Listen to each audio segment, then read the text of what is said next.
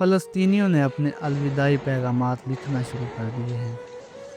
ایک صحافی نے لکھا کہ کچھ ہی گھنٹوں بعد غزہ کو صفحہ ہستی سے مٹا دیا جائے گا اور اب ہماری جنت میں ملاقات ہوگی۔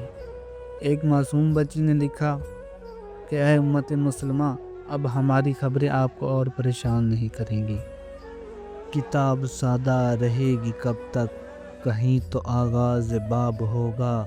جنہوں نے بستی اجاڑ ڈالی، کبھی تو ان کا حساب ہوگا۔ سکوت صحرا میں بسنے والو، ذرا رتوں کا مزاج سمجھو۔ جو آج کا دن سکون سے گزرا، تو کل کا موسم خراب ہوگا۔ سحر کی خوشیاں منانے والو، سحر کے تیور بتا رہے ہیں۔